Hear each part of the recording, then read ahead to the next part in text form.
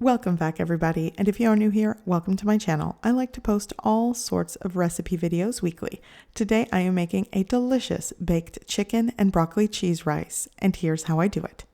To get started, I will be using 4 pounds of bone-in chicken thighs, and I'm going to be seasoning it with a combination of seasonal. Here I have 1.5 teaspoon of seasonal seasoning, 1/4 teaspoon of cracked black pepper, 1 teaspoon of onion powder, and 1 teaspoon of garlic powder.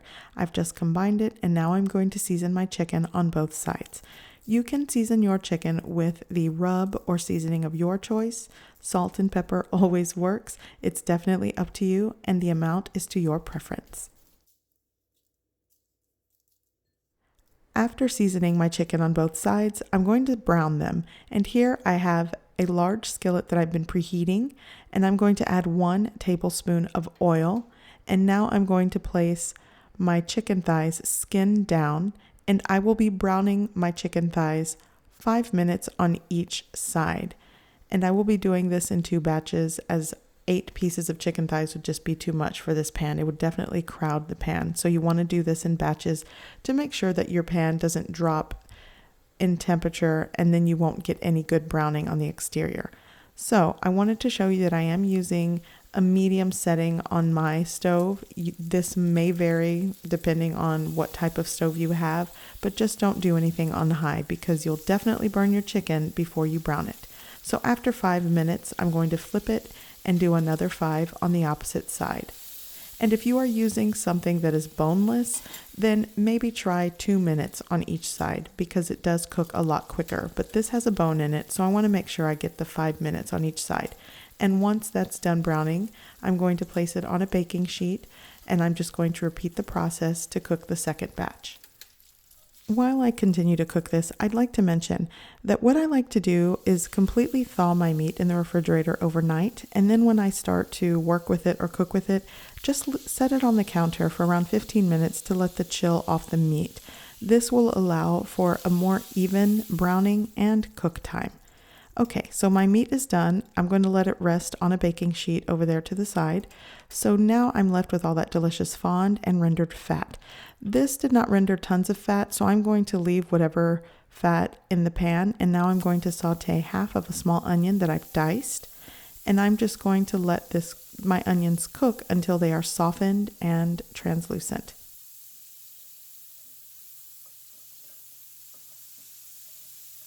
Now that my onions are cooked, I still have delicious fond at the bottom of the pan, so I'm going to deglaze it with some chicken broth. Here I have 8 ounces of hot water. To that, I'm adding a tablespoon of chicken bouillon powder.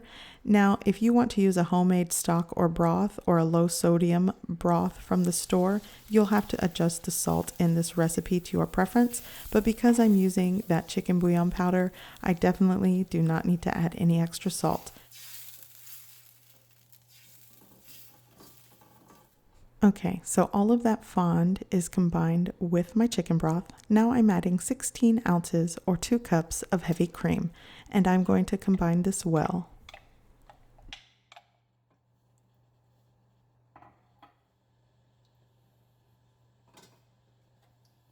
Now I'm going to add 1/4 teaspoon of cracked black pepper and 8 ounces of shredded sharp cheddar cheese.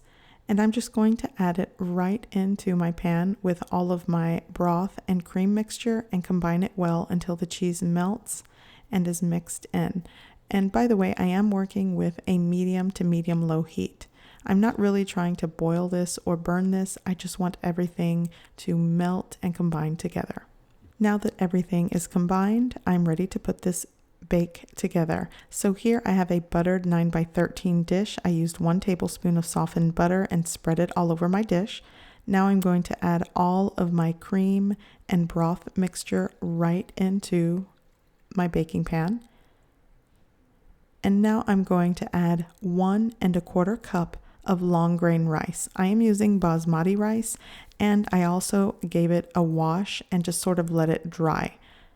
And I think rinsing off a lot of that extra starch will prevent this from getting too mushy in the baking pan. So once that's added to my liquid, I'm going to submerge it and sort of spread it around and combine it. And then I'm going to add a 12-ounce bag of broccoli florets, and I have thawed these completely, and I'm just going to place them throughout the baking dish. You probably could add this frozen if you don't have time to thaw out your broccoli florets, but just know it may take extra time to cook through. Once I've added all of my broccoli, I'm going to add my chicken thighs right on top.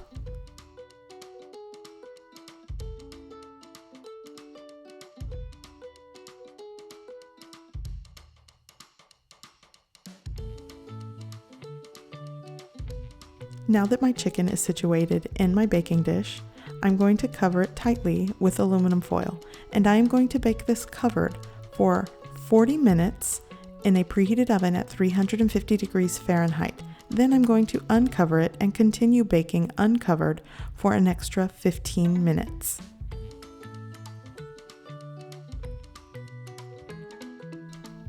My chicken has been baking for 55 minutes in total, so I'm going to remove it from the oven and let it set. And once it sets, you'll see that the rice absorbed any extra liquid and everything is ready to be served.